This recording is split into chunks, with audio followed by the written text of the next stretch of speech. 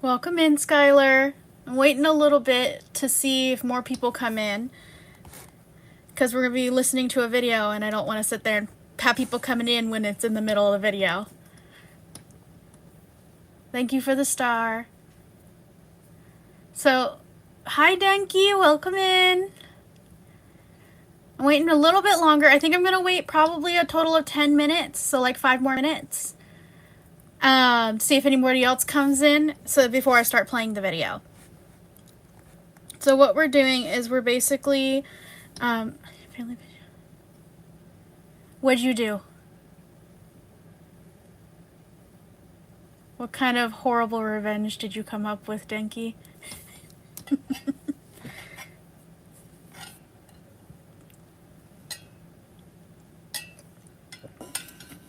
But yeah, just gonna wait a little bit because the video is an explanation of the manga.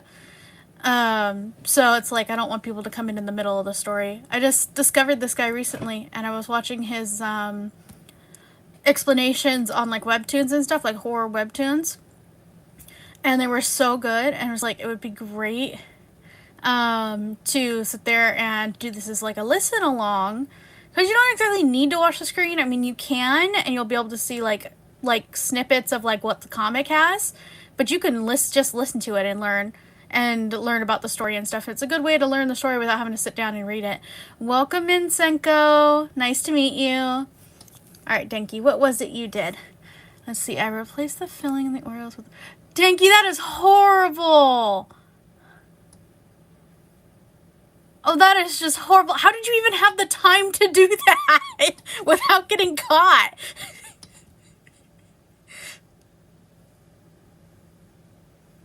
I feel like they would notice that the filling was toothpaste and hot sauce because they'd smell it, and toothpaste doesn't look like Oreo filling.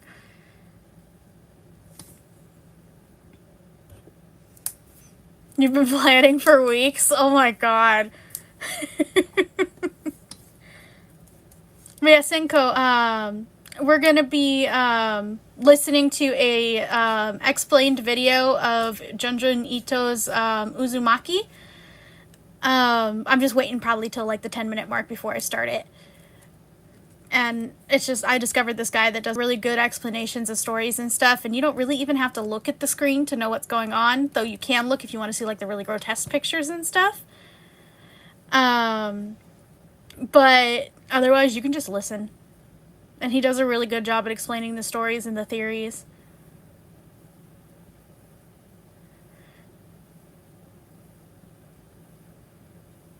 But yeah. I'm reading here. I'm like, God, Denki, you are devious. I don't think I could ever do something like that. That is like so much. Like, what did they do?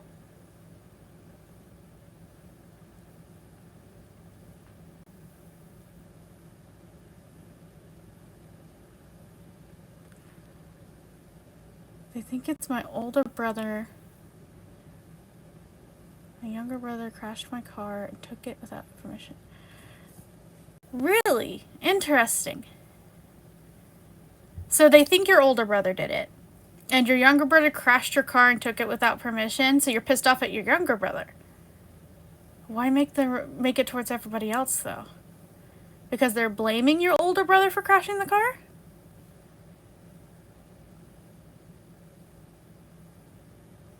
Thank you for the follow, Senko.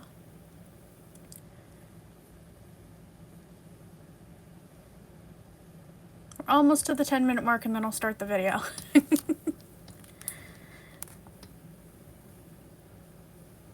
did I message? I gotta message this person.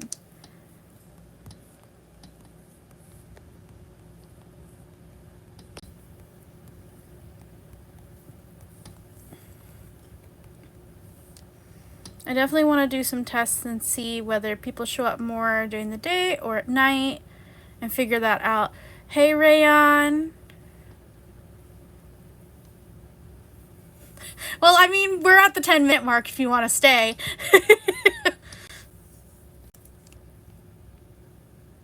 Apparently thinks the innocent little angel. I can do nothing wrong, and my brother is the prankster, and my younger is the careless one. Yeah, good to use that to your advantage since it works. Alright, so I'm going to go ahead and get the video started up here. So this is Junji Ito's Explained, and it's by Grief. And this guy, I really like his voice, and he's really good at explaining things, and so I think he'll be really nice to listen to, and he does a very good job explaining. I just gotta wait for the Dove commercial to finish playing. Not for us. Clean is how we care, with formulas that are sulfate and paraben free. And then let me know if you need the volume raised. I'm gonna be relatively quiet. Hello friends, this is Grief speaking. Well, here we are, Uzumaki. I saved this one for last because it's Junji Ito's most popular work, and many cite it as his best. You can be the judge of that, but either way, it just felt like a good way to end this whole series. I will be doing one more video before the mega Oh, this is the end of it. Over Tomie in more detail. Okay. I technically covered it in the very first video, but I didn't give it the detailed treatment that I did for every other multi-part series, so expect that next. Other than that, this is it, the final stretch. I'm gonna pause real quick. Should we watch the first one then? I thought that the top was it, but should we just watch the first one? Every single Junji Ito, every single one. No, because a lot of these are like every single one. No, we're just gonna listen to this one just for the fact that, well, let me look at the full list. So, Shiver Frankenstein, Deserter Collection. I want one that's just one story, because a lot of these are like every single one explained for like specific sets. We could just watch the full one that's all 20 stories. That's no fun. Let's do this one. So this one will be, actually no, we'll just stick with Uzumaki. We'll watch the other ones another time. Junji Ito's Uzumaki, Explained.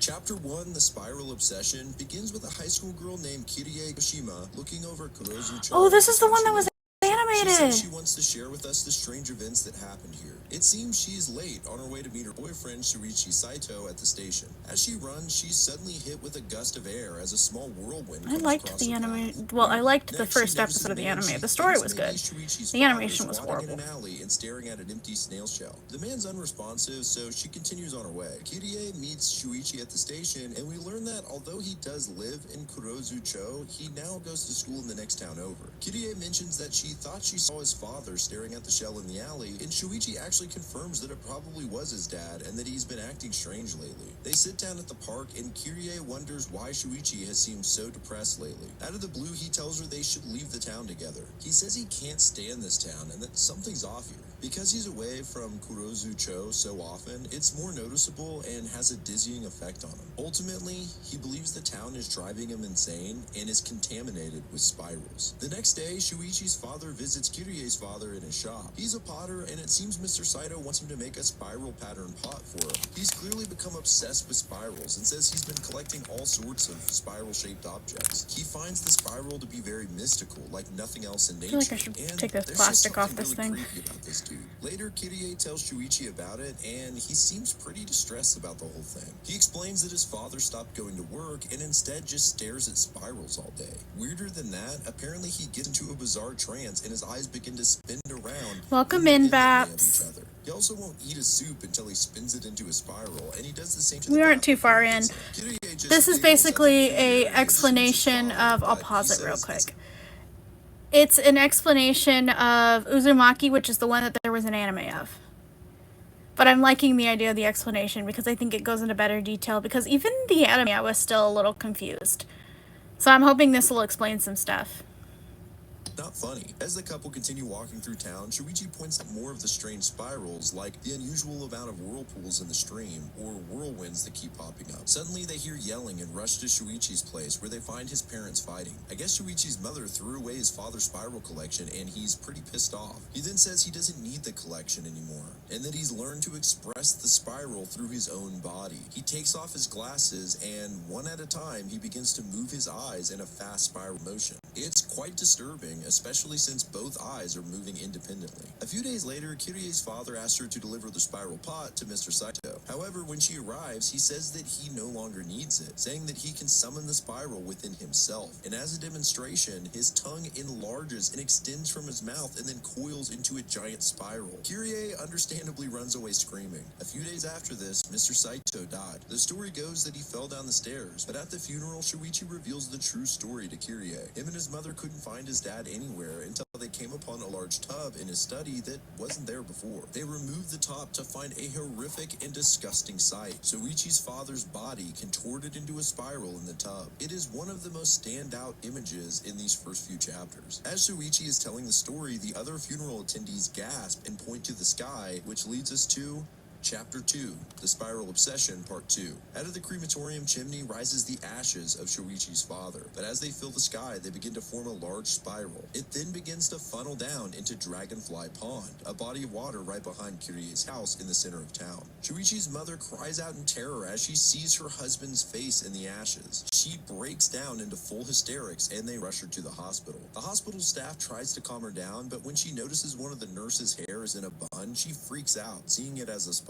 From then on, Shuichi's mother developed an extreme phobia of spirals. She becomes terrified of curling hair, so she shaves her head. And worse than that, one day she realizes her fingerprints have spirals in them, so she grabs a pair of scissors and cuts the skin off of her fingertips and toes. Man, my fingers hurt just looking at this. In every spiral, husband. He calls out to her, asking her to join him in the spiral. Shuichi is forced to wear a hat and gloves when visiting her so that she doesn't see the spirals in his hair or fingers. He has a talk with his mother in the doctor's office when he suddenly realizes a human anatomy chart on the wall. Looking closer, he sees a breakdown of the inner human ear. More specifically, he notices the cochlea, which happens to be shaped like a spiral. He rushes his mother out of the room before she sees the poster. If she were to realize there was a spiral within her body, who knows what she might do. That night, as Mrs. Saito sleeps, a head and smacks it onto the up into a spiral. Looking closer, she sees her husband within the shape. He calls to her again, telling her to join the spiral. He tells her there are still spirals in her body, and that he wants to crawl deep into her ears so badly. Shuichi and Kirie visit the next day, and Mrs. Saito keeps asking if there was a spiral in the human ear. They tell her no, but she's determined to find out, so she rushes to the doctor's office to try and find the chart of the human body, but luckily he'd already removed it. That night, Mrs. Saito sees a whirlpool form in her IV drip. It takes on the shape of her husband's face, who tells her that there are spirals in her ears. She smashes the IV container and pulls the needle out of her arm, only for the tube to fall perfectly into a spiral on the floor. However, she still hears her husband's voice in her ears and decides she must get the spirals out. She grabs a pair of scissors and shoves them into her ear. On the next page, we see Mrs. Saito's head now covered in bandages. She not only destroyed her eardrums, but disrupted her sense of balance, giving her constant vertigo, as if spinning in an infinite spiral. She died shortly after, and at her cremation, her ashes circled in the sky like a spiral before descending into Dragonfly Pond. Chapter 3,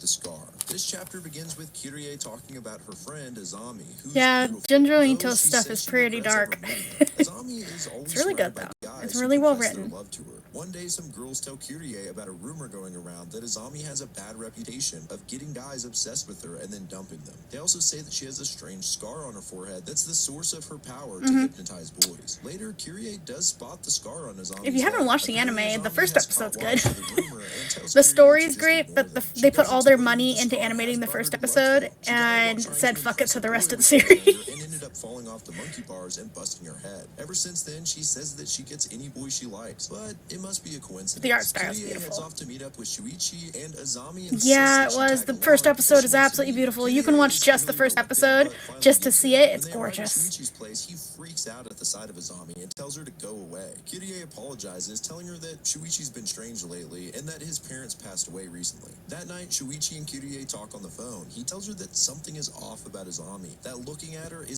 like looking at a spiral. He goes even further, saying I that think it's she on is a Crunchyroll. spiral. After Shuichi hangs up the phone, he Um, suddenly hears his doorbell ring let me and look. opens the front door to find Azami. She's pretty salty at the fact that Shuichi is the only boy who's ever rejected her. He says that she's hiding something on her forehead, and she reveals her scar, only now it's taken the shape of a small spiral. He tells her to leave this town as fast as possible, but instead of listening to him, she begins to stalk him. Night after night, she shows up at his house banging on the door. No, but Every boy she meets it's can't on stop Sling thinking TV, about her, but HBO now Max. she can't stop thinking about Shuichi. That's pretty much it. If you Kirie have tells her to quit HBO stalking Max, her you can watch boyfriend, it. and Azami just ignores her, saying she likes him too. Suddenly, a whirlwind goes by, blowing Azami's hair back to reveal her scar has grown. You can also and rent it on seems like to be YouTube digging and into her Amazon. head. The And if you have a next day, Hulu Azami subscription, doesn't it looks show like up you to can watch school, it. and Kirie questions what the hell Oh she yeah, if saw you have on her Max, I think forehead. that's what I One watched day, it on. She calls up Kirie, saying that a boy named Okada had asked to meet up with him at the park concerning Kirie. She heads to the park to try and find out what it's all about, but encounters Azami on the street. She's wearing a hat and says that she feels strange strange, like she can't focus. She asks Kyrie to take a look and removes her hat. This image is one of the most haunting Junji Ito drawings ever and has become iconic in his work, as well as just horror manga in general. Azami's forehead is essentially caved in from the spiral scar, with her eyeball loosely laying in the open wound. Even more disturbing, the spiral seems to suck her eyeball down into her head. Do you like that he describes it even though it shows the image? He's describing it.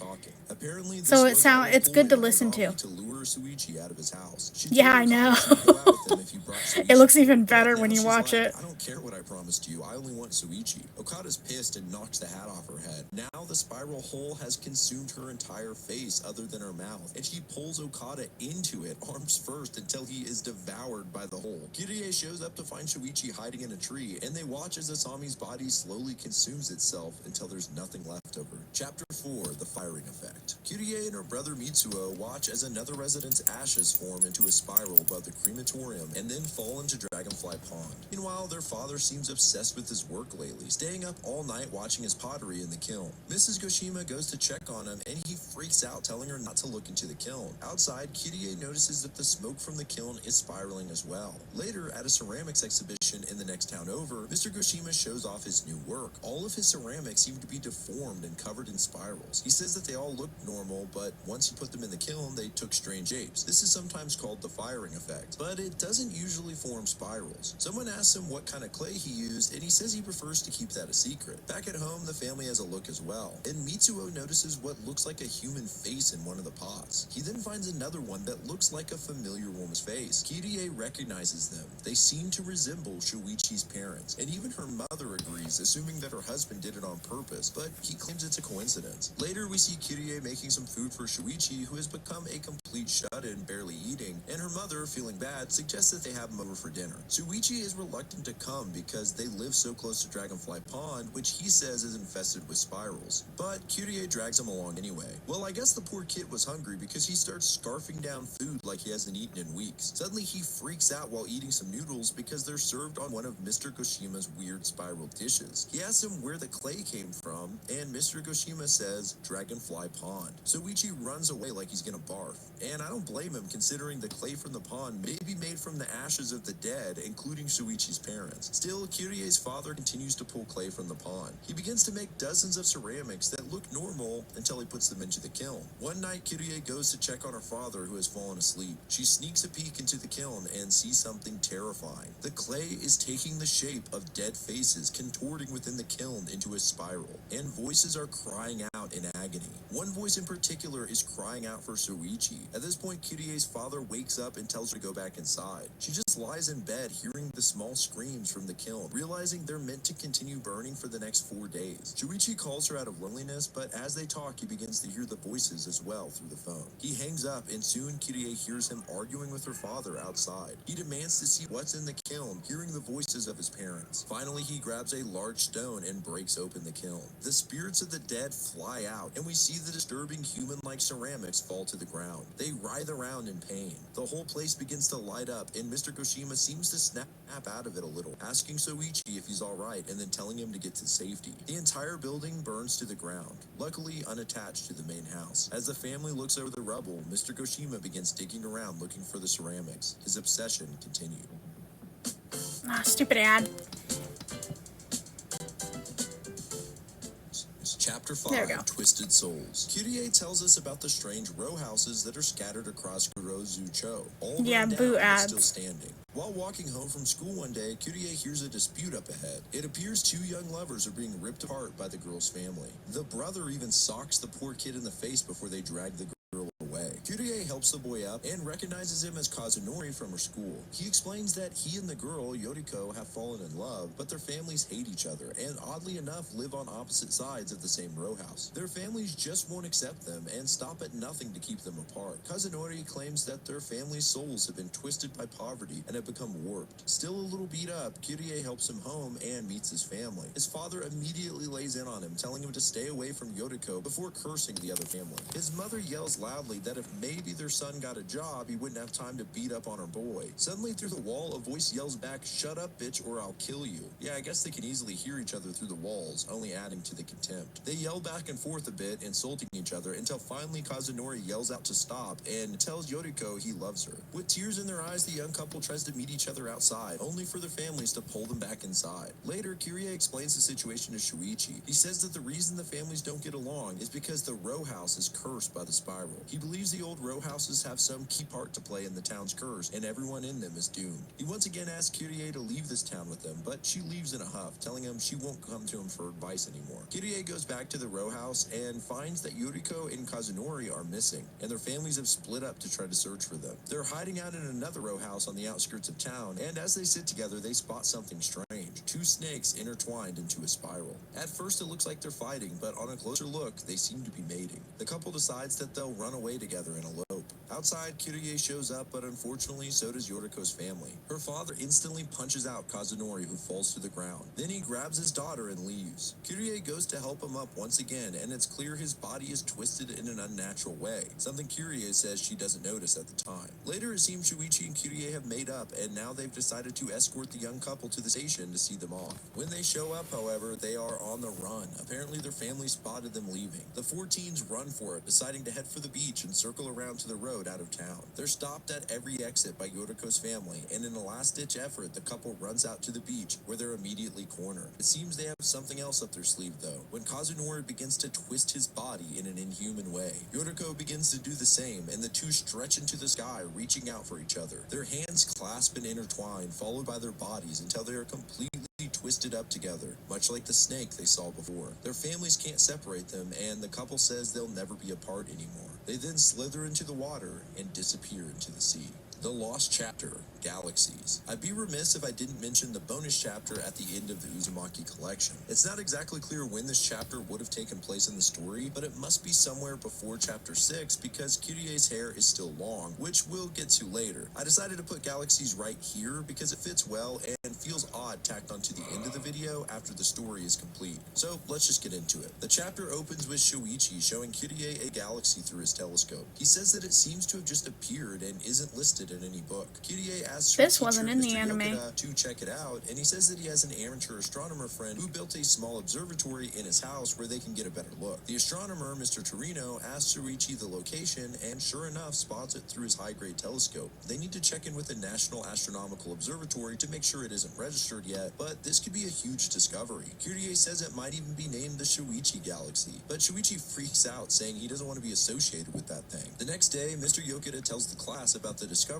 and everyone seems to get the astronomy bug. Kirie stops by Shuichi's place, and he's freaking out, saying he can feel radio waves transmitting to him from the galaxy. He says that they're talking to him, trying to send a message. Meanwhile, Torino starts to feel the same sensation. He leaves his observatory and starts making his way into town until he's just outside of Shuichi's house. Strangely enough, Torino begins communicating with Shuichi with his mind using the radio waves, and the two have a discussion. Torino says that the radio waves are telling him to kill Shuichi so he can take the credit for the galaxy discovery. And in turn, Shuichi says that he's being told to kill Torino. Shuichi doesn't listen to the voice, however, and instead tells Torino he can have the credit for the discovery as he doesn't want it anyway. At school, Kirie hears talk that Torino is taking credit for the discovery, and she tells Mr. Yokota what she heard. The two of them confront Mr. Torino about the issue, and after a little argument with Kirie, he tells him how Shuichi gave him the credit. It's clear Torino is losing it a little, seeing himself as this important figure since he can receive the radio waves. Kirie declares that she won't allow him to take the credit from Shuichi before she leaves. After this, many more galaxies begin popping up, and the whole town is in a frenzy with the new discoveries. They also start fighting with each other over who discovered what. As Kirie sits in her room, she begins to hear voices being transmitted directly into her head. She can hear the townspeople all arguing about the galaxies. Two individuals in particular start to get violent, and Kirie can actually see a murder take place down the street, as if watching it through a staticky TV. She runs outside to see if it really happened and finds a crowd. They too saw the act through the radio waves, and even weirder, they're all communicating with each other without speaking. Overwhelmed by the many voices, Kirie walks away to be alone. But through a nearby fence, she can see the silhouette of a figure. It's Mr. Torino brandishing a knife, and somehow she can see him through the fence using the radio waves. She begins to run, and Torino chases her down. She screams, but is drowned out by the many voices. Just as Torino pins her to the ground for the kill, Kyrie spots the spiral galaxies all bright and close up, visible to the naked eye. Torino sees them and celebrates. He begins calling out to the sky, asking for the stars to communicate with him. Suddenly, a bright light seems to come from the sky and shine on him. His excitement quickly turns to torment as the light fills his body and his head begins to expand in a grotesque fashion. Ooh. Soon, it swells up to a massive size and explodes with light, turning into That a looks small so galaxy gross. and shooting off into space. We learn that the National Astronomical Observatory could never confirm any of the galaxies, and that after this incident, they were never seen again. And there you have it, galaxies. Chapter 6, Medusa. The chapter begins with It looked gross. That's why I'm like, you can listen to it with and still get an idea of what it's like. Kyrie notes that surrounded by the crowd, he somehow looked content, even in death. She discusses the incident with her friend Sekino, and she says she actually knows how the kid felt, always wanting attention, since she also enjoys being noticed. In fact, Sekino says she craves attention lately. Kyrie talks with Shuichi about it later, and he has an interesting theory. Of course, it involves the spirals. That's why I really like him. I discovered him a few days ago, and I really like his stuff. Attention seekers try to do the same. The next day, Kyrie notices her hair has grown quite a bit lately, and when she arrives at school, it seems like everyone's staring at her. She turns around to find that her hair is curled up in the back. She can't get rid of them and decides to braid her hair. However, in class, her hairband shoots off and the braids unravel, quickly turning back into spirals. As a last resort, she goes to the hair salon and asks the hairdresser to cut them off, but before she can, Kyrie's hair wraps around the woman's arms and knocks her back. Her hair then sticks up, floating around the room.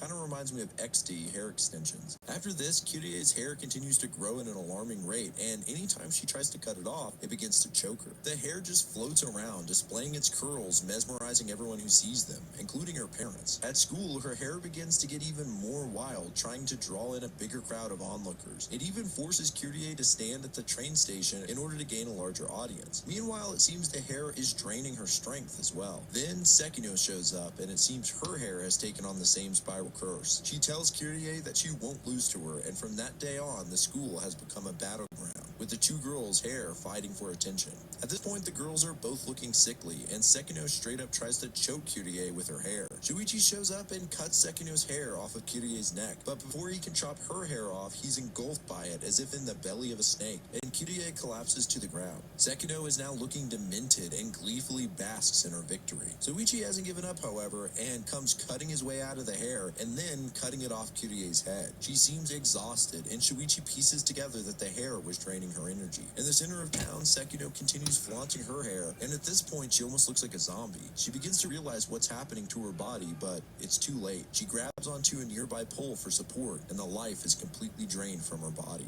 Her hair lived on for a few hours after this, displaying itself on the telephone pole. Chapter 7, Jack in the Box. There's a kid in school named Mitsuru who loves to jump out and scare people. In fact, everyone calls him the Jack in the Box. He's pretty annoying, and unfortunately, he has a crush on Kyrie. On her walk home after school, Kyrie and her friend Shiho pass through the cemetery. Shiho says that they've begun to bury people again instead of burning them because of what's been happening at the crematorium. They get creeped out talking about it, and just then, Mitsuru jumps out and scares the living daylights out of him. The girls tell him to buzz off and that Kyrie already has a boyfriend. Mitsuru's like, oh, that Soichi guy? Forget him, he's a drag. He says he wants to have a pretty girlfriend like Kyrie and surprise everyone, but she tells him to leave her alone. After this, the Jack in the Box continues to jump out and surprise Kyrie before asking her out. He even has a gift sent to her house. She's fed up and tries to return the gift to Mitsuru. She tells him flat out that the more he pesters her, the less she likes him. He decides maybe he needs to find a different approach and says that he saw something like this on TV before he jumps out in front of a car. He says, my love will stop this car, and the next thing we know, he's dead. The car ran him over, and the poor kid got all jammed up in the tire. It's pretty disturbing. Apparently, they had to use a blowtorch to extract the body, and it's no surprise that it's a closed casket funeral. Kyrie is feeling a little guilty for Mitsuru's death when she remembers the gift that he gave her. Out of curiosity, she opens it up and finds it's a Jack in the Box. She calls up Shuichi for comfort, and he tells her that it wasn't her fault. Then, from inside of her room, another voice speaks up saying, it is your fault. She turns around to see the Jack in the Box staring at her with an evil face saying, he died for you, didn't he? And now he'll come back for you. That night, Shuichi and Kyrie enter the graveyard. Shuichi says he's going to hammer a stake into Mitsuru's corpse so he doesn't come back. At this point, nothing is unbelievable in this town. They find his grave and dig up his coffin, but suddenly the casket window opens. Why up the and blushy Mitsuru's face? head pops out. Next, Next, his body breaks open the casket and stands up. It's a grotesque image because of the fact that his body was clearly stitched back together after the accident. The couple runs for their lives, and Mitsuru jumps after them, leaping with inhuman agility through the air. At one point, he lands, and his entrails just bust out of his skin, followed by his leg falling off. It's absolutely revolting. Been shocked, he loses guys. his second leg and collapses into the dirt. It seems like it's over when... nope, he's back up again, and now he's jumping after them as only a torso. Even more disturbing, a giant spring protrudes out, and he is now bouncing after them just like a jack-in-the-box. He goes for a final jump right toward them, but they dodge just in time for Mitsuru to smash into the ground. The spring rolls out of his body, and Shuichi recognizes it as a car suspension spring, implying that it was lodged into his body during his death. Chapter 8, The Snail. This might be my favorite chapter of the manga, I'm not gonna lie. Honestly, the snail chapter is pretty damn good. He says he got up really early, but it just took a while. He's also soaking wet. Apparently, this kid only shows up on rainy days and is always late. He moves incredibly slow, and during a school game of volleyball, his slow reaction costs his team the game. Some of the other boys in class aren't too happy about it and beat him up in the locker room. Worse than that, they strip him naked and pull him out into the hallway for everyone to see. It's pretty messed up. As he lay there naked on the floor, the other students notice he has a strange spiral pattern on his back. He just crawls away like a slug. It's still raining the following day, and Katayama shows up late again. Only this time, the spiral on his back is swollen and protruding. The next day, it's even bigger, and the day after, things get much more disturbing. Katayama opens the door to the classroom, but this time, he crawls in. His swollen back has become a large snail shell, and his body has begun to transform. Everyone just sits terrified as he crawls onto his desk. Finally, on Friday, Katayama is spotted outside, crawling on the side of the school in the rain. He now completely resembles a giant snail, other than his head, which is still humanoid, but not for long. His eyes begin to pop out of his head, and his transformation is now complete. Kirie declares that he's cursed by the spiral. The staff try to decide what to do and finally call his parents to the school, but they just can't accept that this is their son. Eventually, the school begins to take care of him, keeping him in a cage and feeding him. The bully from earlier, Sumura, just laughs and pokes Katayama with a stick. Whenever the rain stops, Katayama retreats into his shell. Meanwhile, Sumura finds that he's been super thirsty lately. He also finds himself moving really slow, and eventually he even stops showing up to school. Meanwhile, Kurie and Shiho feel bad and decide to spray some water on Katayama. As they do, he pokes his head out of his shell, and it just freaks the girls out, so they run away. Later, the teacher, Mr. Yokota, tells them that it seems Sumura has gone missing, and anyone who knows where he is should speak up. Kurie is watching the rain when suddenly a snail person appears outside the window. Only it's not Katayama. It's his bully, Sumura.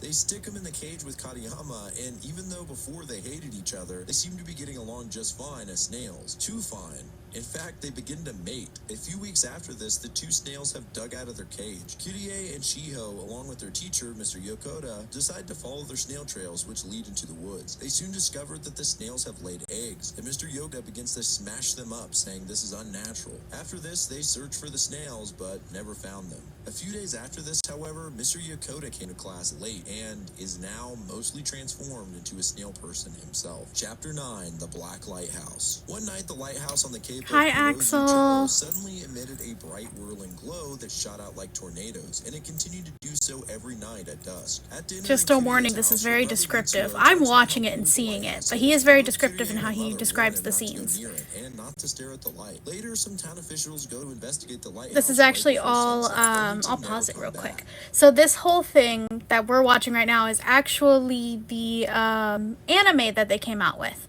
Uzumaki is the anime that they did for Junji Ito, except for, if you don't know the story of the anime, the first episode was absolutely drop-dead gorgeous, amazing, beautiful animation. The rest of the series was absolute shit because they blew all the money on the first episode. So it was like, yeah, no, that was just like, they ruined it. But the story is beautiful, and the art style is gorgeous in the anime. They just ruined it because they only did the first episode in that good animation. But this is the same story, but it's actually, I honestly am understanding more from this because he's explaining more, because the series doesn't explain anything. You're just kind of left to figure it out. But he's explaining it, and so it's like he's talking about theory. He'll talk about theories and explanations about what's going on. But everything we've heard so far has actually occurred in the anime as well.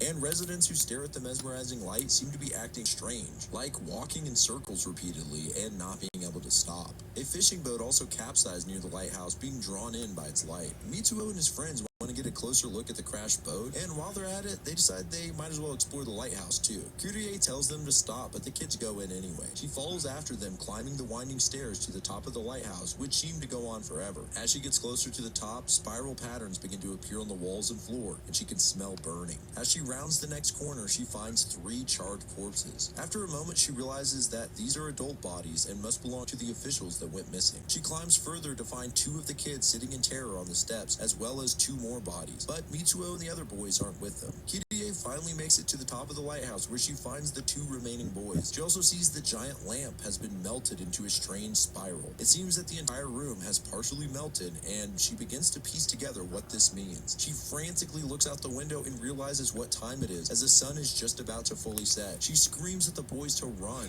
They don't quite make it out when the lighthouse lamp starts up, and Mitsuo's friend trips on the stairs. Kirie tries to save the boy, but he's burnt to a crisp by the heat, and she and Mitsuo are blown back. Yeah, his stuff's crazy barely intense. making it out of the lighthouse alive. Thank To you for this the day, star, the Axel. lighthouse still streams a whirling glow every night. Chapter 10.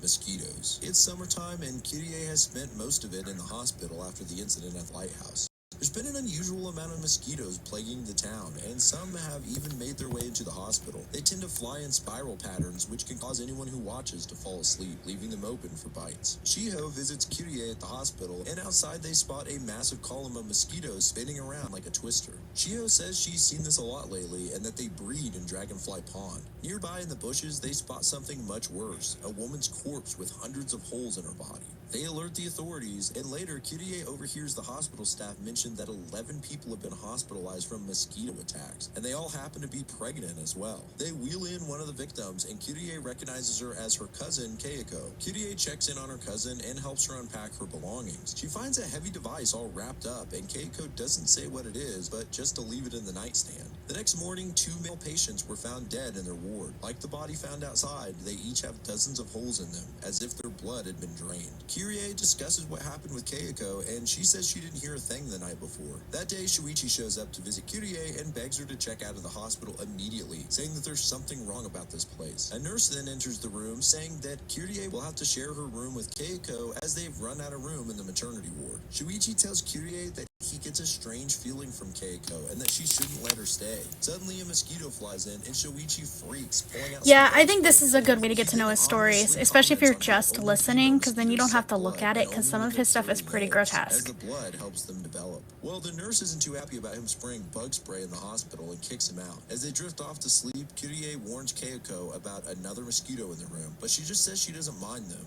In fact, she says she likes them a lot, with creepy glazed over eyes. Kirie wakes up in the middle of the night to a strange buzzing sound. She looks out of her room to see a group of pregnant women walking down the hallway. Something is definitely wrong here. These women look freaky, and they're all carrying hand drills. They all enter different rooms on the ward, and Kirie follows behind to see what the hell they're doing.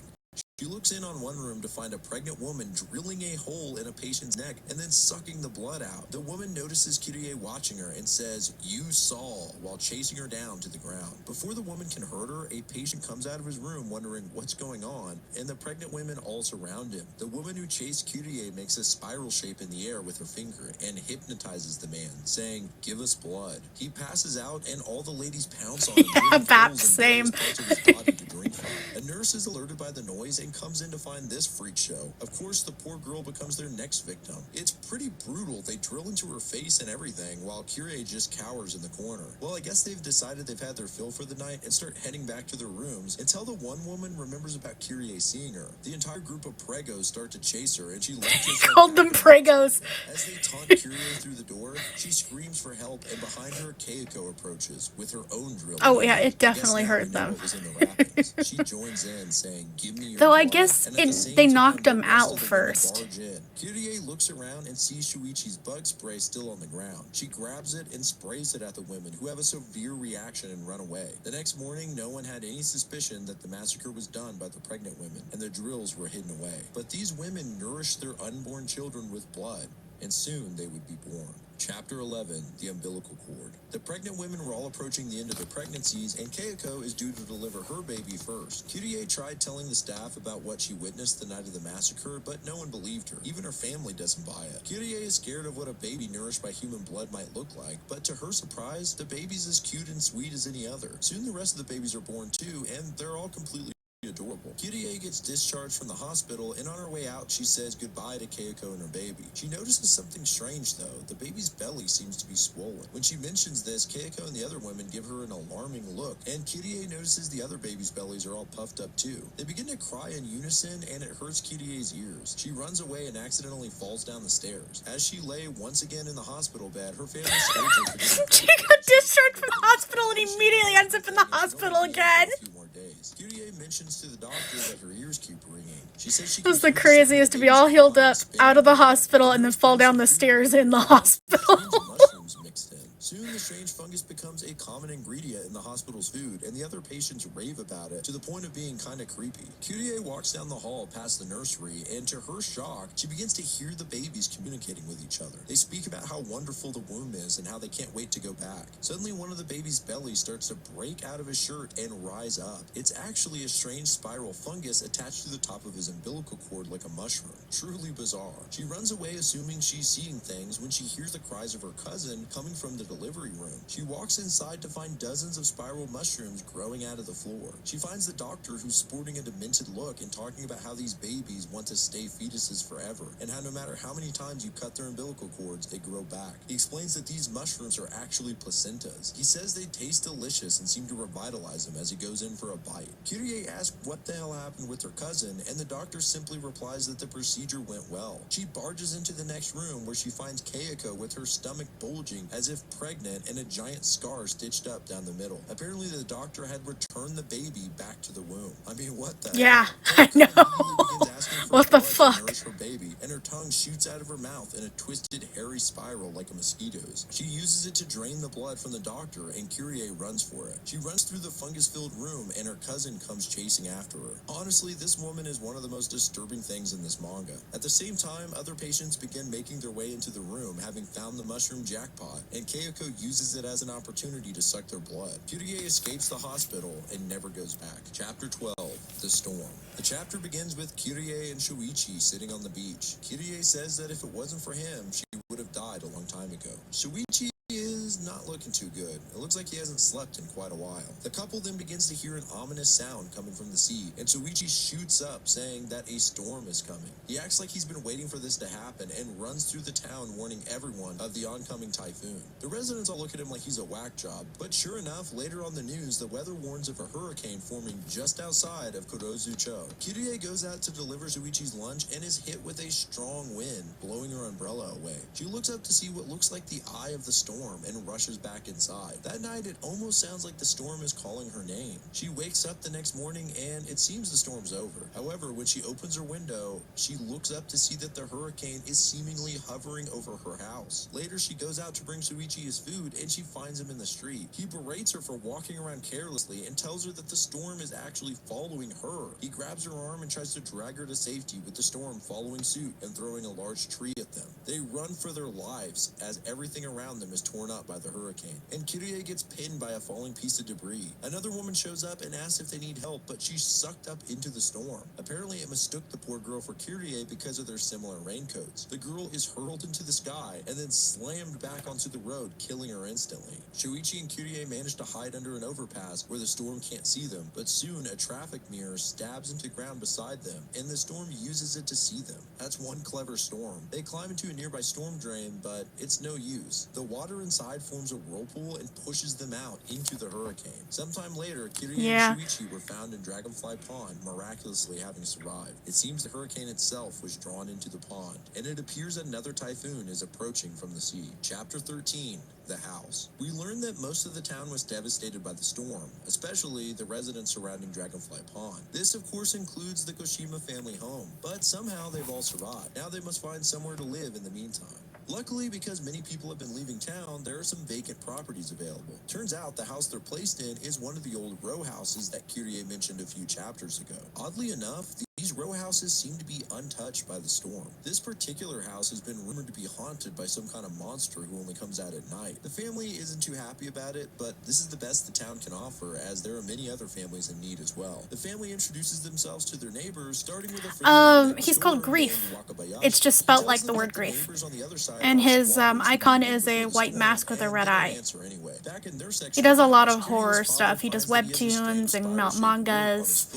It's really good. We can see an eye watching Kyrie unbeknownst to her. That night she wakes up to a noise as if someone was wailing in pain. The next day, Mr. Wakabayashi asks if she heard the noise as well and says that he heard the people who live there are an old woman and her son who has some kind of strange illness. It was likely him crying out in pain, and it said that he's severely deformed as well, which would explain all the ghost stories. As they speak, the old woman comes out of the house and hangs up some laundry that oddly has holes all over it. The woman stumbles and Kyrie rushes to help her up. On a close look, it seems like the woman's hands have some strange pointed growths. Before she can analyze them any further, the woman runs back inside. That afternoon, they hear the cries of the old woman. Kyrie enters the house to find the old woman weeping, saying that her son has died. We see once again the terrible growths on her body. Kyrie looks into the next room and screams, but we never get a look at what she saw. Soon an ambulance arrives to pick up the body, and Wakabayashi won't stop asking Kyrie what the son's body looked like, with no sense of tact. Inside, Kyrie notices that she too has grown some warts on her feet, and her brother Mitsuo has gotten them too. Once again, we see that someone is watching the family through the wall, only this time the culprit is revealed.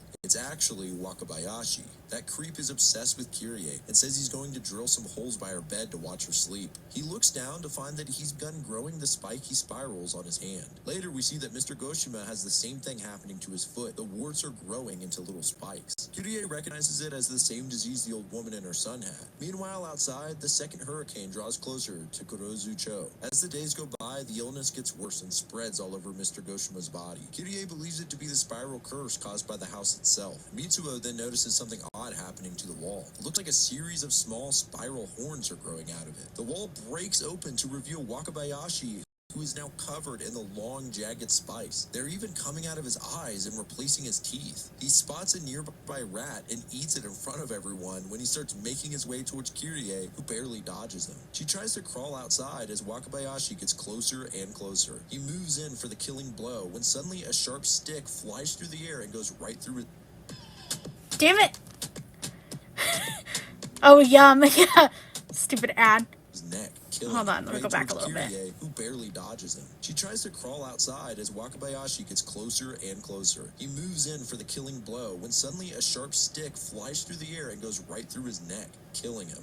It appears that the heavy winds are what blew the stick into Wakabayashi, but if you look at the bottom panel, you can see the mom right there. And I like to think that Mrs. Goshima is a badass and she just threw the stick to save her daughter's life. Chapter 14, Butterflies. A TV reporter and her crew are traveling through the tunnel to Kurozu-cho to cover the strange events surrounding the town. As soon as they make it out of the tunnel, however, the van is hit with a whirlpool, knocking it upside down. The reporter manages to survive and crawls out of the wreckage, but it appears her crew is now dead or severely injured. As she enters Kurozu-cho, the reporter notes that the air is really heavy, and then she sees the pure devastation of the town, which is now in complete ruins. She looks up to see a TV helicopter flying over the sky, only to be hit by a giant whirlwind and destroyed. She walks through the town looking for help and finds a series of corpses in the rubble. Nearby, she finds 3 young boys tied to stakes with their mouths covered. Wondering why anyone would do this to children, she unties them. They don't even say thank you and immediately walk to a nearby house that somehow survived. Then they all start blowing and create a massive whirlwind that destroys the house. They laugh at their handiwork and then turn to the reporter. They say she sucks and decide to get rid of her. One kid just swings his arms and it creates another whirlwind, knocking the woman to the ground. The boys continue to mess with her, blowing more tornadoes at her. They move in for the killing blow and the woman screams out, "No." Somehow this creates a whirlwind as well and blows the 3 boys away. Someone approaches her from behind and it's Kyrie and Mitsuo.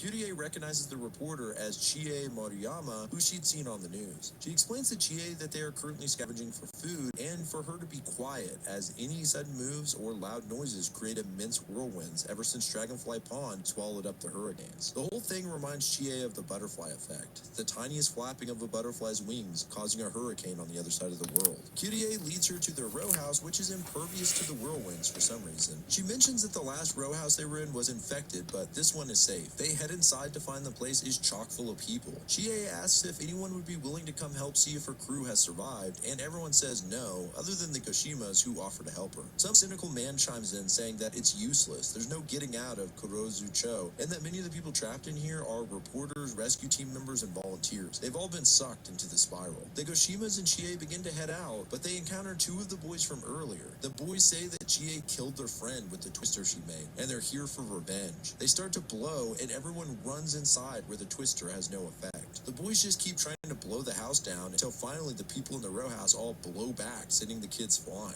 In the corner, Shuichi is mumbling to himself that the town is finally turning into a spiral. And outside, I feel so bad for Shuichi. This man's poor guy's trying to survive and he just keeps losing his mind.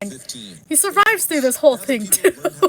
If I remember correctly in the anime, this dude just suffers through the entire thing. Or at least, I don't remember the ending, but he goes pretty far. Kyrie, Mitsuo, and Chie continue to scavenge for food, and suddenly Chie screams, creating a huge twister. Kyrie is like, I know you're new here, but can you fucking be quiet, please? Chie was frightened by several massive snail shells. Kyrie explains casually that these are Can you fucking be quiet, please? She didn't actually say that, but I love that he said that. Their faces still slightly resembling humans. When they return to the row house, it's clear it's become even more crowded, with some people resorting to sitting up on the support beams. One of these people finds an old scroll hidden in the wall. He drops it and it unravels on the floor, showing what looks like an ancient map of the town. Only there's a massive spiral in the center. The guy who dropped it starts yelling that he wants it back, and arguments are breaking out everywhere, including one guy who's sick of Shuichi muttering to himself. He quite literally kicks him out of the row house. Chie and the Goshimas go out to check on him, and the people inside lock them all out, excited for the extra space. They discuss whether they should try to escape. Chie said she tried exiting through the tunnel she came through, but it seemed to go on endlessly. As they talk about their options, Mitsuo starts smelling something really good. He follows the scent to find the gang members from earlier cooking something over a fire. Mitsuo is determined to ask them if he can have some, and despite Kirie's warnings, he approaches the fire. As he moves in closer, it becomes clear what the men are cooking.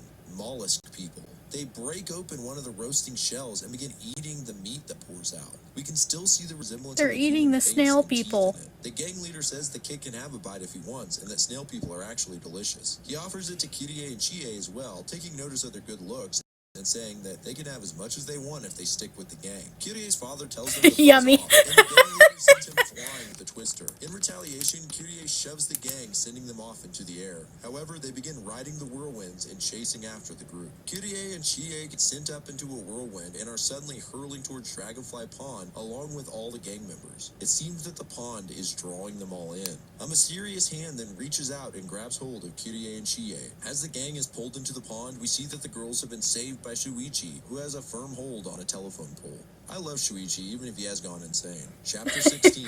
Yeah, even though if he's gone nuts, he's a great character. We see that more and more people have been flooding into Kurozu-cho, only to find themselves trapped inside, and that the whirlwinds have increased, making the town more dangerous as well. Kirie, Chie, and Shuichi run into another group of survivors led by two men named Tanizaki and Takamoto. They say that they thought about escaping by sea, but noticed that a whirlpool sucked in any boats trying to escape. They decide to band together and try to head for the outskirts of town, hopefully finding an empty row house. As they walk, they notice one of the men in the group, Okamoto, isn't feeling well. They pull up his shirt to find that he has a shell forming on his back and is turning into a mollusk person. Everyone starts looking at their backs and they find one more dude with a spiral pattern on his back as well, although the shell hasn't formed yet. As they get toward the edge of town, they find one of the row houses, but it seems packed full of people. There are some survivors trying to force their way in, but the people inside keep blowing them back. Finally, they bust the door open and see the monstrosity that's inside. The people of the row house are crammed together so tight that they've begun to twist together into knots, forming a massive blob of humans. It's so tight that they bust out of the sides of the row house. However, they start using nearby materials to simply expand it.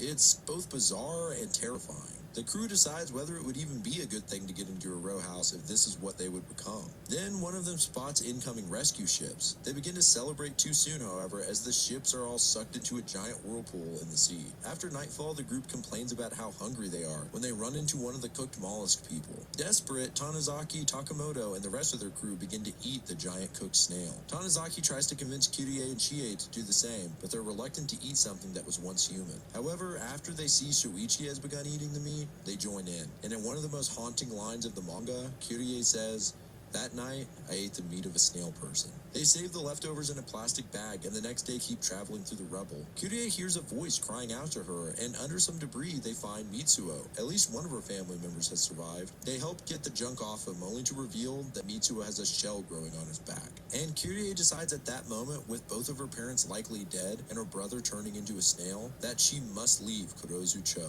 Chapter 17. Escape. Kyrie says Yeah, she nope, needs to get nope, Mitsuo out, hoping he'll return to normal outside of town. They decide to literally head for the hills, hoping to find a trail out, despite Shuichi saying it's no use, and that they are in the spiral now. As they walk the hills and look down on the devastation of the town, they spot Tanizaki on a roof trying to expand a row house. He calls out to them, but his yelling causes a huge twister to fly at them. They realize that Tanizaki isn't alone. All around, the townspeople are expanding the row houses. The crew makes their way into the forest, where all the plant life have started to take on spiral shapes. They hear a noise up ahead and find Takimoto and a few members of his crew. They say that they left town in the same way. In fact, they were following behind Kyrie a ways off, and it appears that the forest has sent them back toward the town.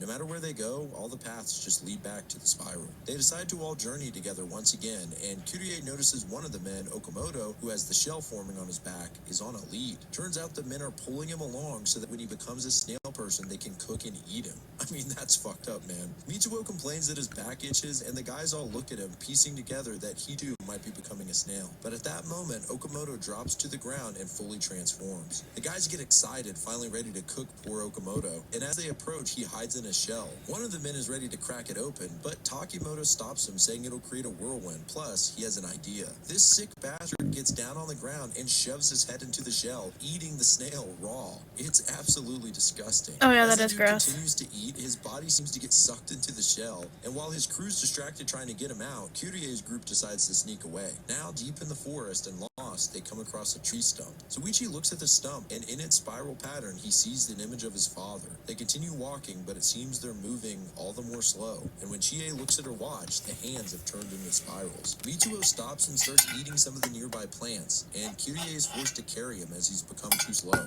Out of the dark, Takimoto and his two men show up again with a disturbed look on their faces. Takimoto asks why they left him and takes notice of Mitsuo, saying his back looks pretty swollen. But Chie says it's just a backpack. However, at that moment, Mitsuo's eyes pop out of his head. His transformation is almost complete. The girls try and hide his eyes from the men, but it's no use. Mitsuo continues to transform, and the men begin to chase them. What's interesting about this chase scene is, because running can create whirlwinds, everyone's forced to just, speed walk. It's a very tense scene. It's a speed walk chase scene. They're all moving at a snail's pace. No pun intended. They hit a dead end at the edge of a cliff and decide they must let Mitsuo escape by crawling down the side. Mitsuo refuses to leave, and Kyrie tells him to go or she'll hit him with a stick. It's honestly the weirdest version of the go on get cliche I've ever seen. Kyrie, Chie, and Shuichi pretend like they're still carrying Mitsuo to give him time to escape. The men follow behind, discussing whether to eat him raw, and Takimoto goes on a disturbing monologue about how great the sensation of crawling into Okamoto's shell and eating the soft parts of his face was. As he recounts the euphoria, his body begins to twist up into a spiral, followed by the other men. As they leave, Shuichi declares that the spiral is now in them. Kyrie says that they are near the edge of town now, but they seem to catch sight of something that shocks them. Chapter 18. Is your cleanser actually stripping your Goddamn skin? ads. Try Olay Cleansing Melts, a gentle way to deep clean without... I keep getting makeup ads, and I don't wear makeup. As they leave, Shuichi declares that the spiral is now in them. Kyrie says that they are near the edge of town now, but they seem to catch sight of something that shocks them. Chapter 18. The Labyrinth. They look down at the town and see that the row houses have now been expanded and connected, forming a massive maze-like spiral. They wonder how the townspeople managed to build all of this so fast, and they conclude that they must have been in the forest much longer than they thought. They speculate that maybe the entire town was once a spiral, much like what they saw on the old map, but over time it decayed and fell apart, leaving only scattered row houses left in seemingly random spots. Now, people in the row houses seem to have subconsciously recreated the spiral structure. Kyrie decides she's going into the spiral to try and find her parents. Makeup ad is canon in the manga. Around the outside of the row house, they find the entrance to the alley between the spirals. They notice that I get inside the Spanish alley, ads. they I no don't speak longer Spanish. hear It's because some of my whispers and Oshis speak They Spanish. begin to hear voices through the windows of the house. Kyrie approaches a window And I and live sits in a on state with a lot of sofa. Spanish She's speakers, greeted probably. Parents, but ask if Sorry she about could that. do a My favor phone and get rid of notified what me the they're about to battery's low, toss so it out. paused. The door opens and a person twisted up into a spiral is thrown out onto the ground. They say the man died this morning and that it was an ordeal untangling his corpse from their bodies. Wow, that is a disturbing concept. They just leave and continue down the spiral alley. As they do, they begin to smell something horrible, and the houses begin to throw several more twisted corpses out onto the path. As Kyrie and the gang pass by, a face comes to a nearby window and asks if they could take the bodies with them, as the smell is unbearable. Kyrie asks once again about her parents, and the figure replies, what would they know about her parents? Up ahead, they see a figure approach. A bearded man is dragging several spiral corpses behind him. When he gets closer, they recognize him as Tanizaki. He says it's been years since he'd seen them and wonders why they haven't changed at all. He tells them that the expansion is nearly complete and that there are only a few gaps left. It appears his job is to clean up the corpses since everyone else has gone inside and twisted together. Kyrie asks him if she's seen her parents, mentioning that her father is a potter. Tanizaki says that there actually is a couple who makes pottery down by Dragonfly Pond. Excited, Kyrie and the gang move on to Dragonfly Pond, hoping to find her parents. Though Tanizaki warns them that there are a lot of deadfalls further on, and even he hasn't made it to the pond. Sure enough, their path is blocked several times, but they are able to make their way through the gaps still left in the spiral. As they pass through, they see the twisted human form still trying to build. At nightfall, they take a break and speculate on why this is happening. Shuichi theorizes that maybe this has happened repeatedly since ancient times. Every few centuries, the spiral returns to haunt this area, and the residents slowly rebuild the town in this shape. If this were the case, how could the story have never lived on? Unless everyone who could have told the tale vanished. Up in the sky, they see a spiral form, and it looks much like that of the crematorium smoke all that time ago. It begins to spiral down, giving them a clue as to the direction of Dragonfly Pond. There's a small gap nearby that they begin to pass through, but the spiral people are actively shutting it up, and Chie is caught in between. They try to help her, but it's no use. She's trapped inside. Voices begin to cry out in different directions that the spiral is complete and fully connected. A large rumbling noise sounds, and something large seems to be moving through the houses toward the center of the spiral. Finally, everything goes quiet. They open a nearby door to check on Chie and find that the row houses have been completely emptied out. They walk through the row houses spiral until they finally reach the center, a large spiraling staircase into the earth where Dragonfly Pond once was. Shoichi says that this must have been at the bottom of the pond all along, and that the row houses must have emptied into it. The cause of the spiral must be down these ancient stairs. Kyrie declares that she's going down there as it's the only place left, and Shoichi grabs her hand, saying they'll both go. The young couple make their way down the stairs into the unknown, and that is the end of the chapter. Chapter 19. Completion. Kyrie and Shuichi make their way down the steps, which seem to go into an infinite spiral. They eventually come upon a twisted body. It seems he was left behind, and as they pass him, he begs them to take him along, saying that there's supposed to be something wonderful at the bottom. They don't have the strength to do so and press on, but the man grabs Kyrie by the ankle and bites her. Shuichi tries to fight him off, and soon the spiraled man latches onto him instead. As the spiraled man wraps his twisted arms around Shuichi, they both go tumbling off the stairs and into the spiral pit. Kyrie cries out after him, now completely alone, but she keeps on moving, running down the steps to find Shuichi. She begins to see a light at the bottom of the spiral, and sure enough, she reaches the bottom. The stairwell ends and drops into a massive room filled with spirals. Below the stairs is a huge drill-like pillar.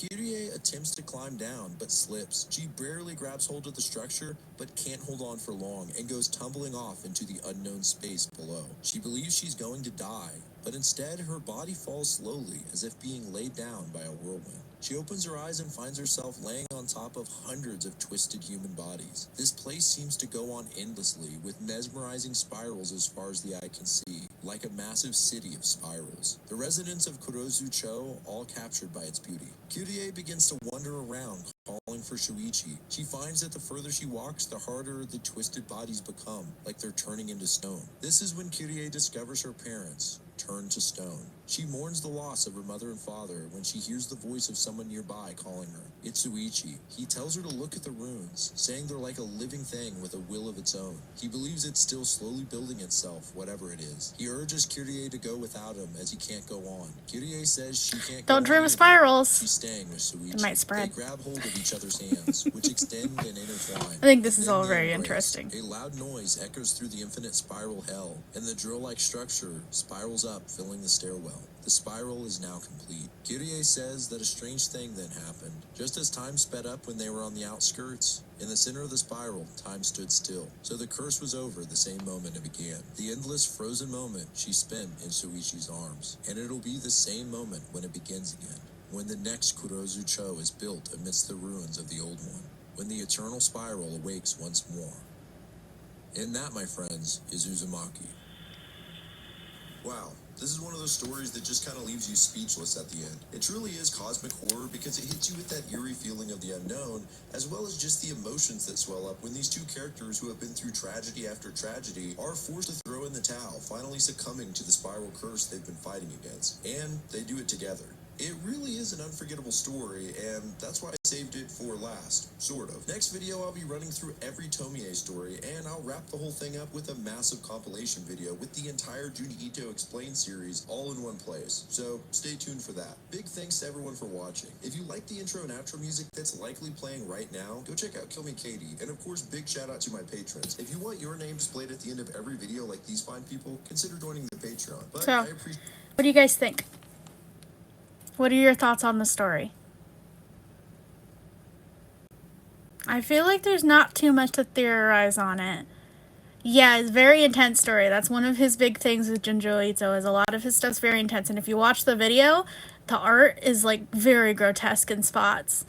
But I think it's one of the more interesting stories. I haven't listened to his other ones, which I'm hoping to listen to this whole thing. I'm wondering, because I want to do this a couple of times. I wanted this a bunch of times. I'm wondering if we would be better to, I think it's somewhere in here. There was a video that is every single one of these videos in one, like a marathon setup. And I'm wondering if that might be better to watch. Yeah, it's 9 hours and 40 minutes. And so we would literally be able to like slowly work our way through that one. Because then we could listen to all the stories. We could watch like an hour of it, or however many stories that is. Yeah, the theme is since the spirals show up in nature already. Yeah, I think that's really interesting too. The spirals and the way that they incorporated the spirals in a lot of spots made sense. Like them showing up in spaghetti, them showing up in hair, things like that are just like the spiral in the ear. It made it to where it was subtle enough to, it's like, you know what, that spiral does exist. And then they, as it gets worse, things start being a little less natural. But in the beginning, a lot of the stuff is still like natural spirals. But I do think I'm probably going to set it up, because this is going to be like a, kind of like a guerrilla series, basically. Where when I feel like, you know what, I want to do a late night listen of this guy. I'll probably do like an hour stream, and we'll listen to a story or two of his. That he explains. So like I'll probably end up doing the 9-hour one, and then we'll just slowly work our way through it. And it's just like a late night, you know what, I want to watch something, and I'm like, I want to hang out with you guys because I like sitting here and hanging out. I'm actually very much enjoying the streaming stuff. I'm very much enjoying sitting here and having someone to talk to. Having someone to sit there and yap at. Because I don't have that too often. I only really have one friend out here, and we don't get to meet up that often, so it's like, I need more people to talk to. So hopefully we can do this more. This will definitely be a like, because sometimes my work schedule changes. Sometimes I end up way too tired because work was really hard. So it's gonna definitely like a guerrilla, like I'll decide like an hour or two before it, whether I want to do it or not. But this is actually perfect time right now because it's almost midnight. Which is perfect because the internet stops at midnight to save money on internet because they charge us by the usage. So it's perfect timing for me to end, honestly. Yeah, 3 a.m. Yeah, Baps, you should go to bed. Yeah, I'm happy to stream. Thank you guys for being here and listening. I know it was quite interesting to listen to. It'll probably be just like a small series that I do as we listen to it and work through it, because I think 9 hours, we can do that for a while. That'll be at least probably like 9 streams, maybe a little less. So we'll definitely have plenty to watch and stuff as we go. Well, you guys have a good night. Get sleep, Baps. You too, Axel. You guys get some sleep. It's late. Alright. Bye-bye, guys.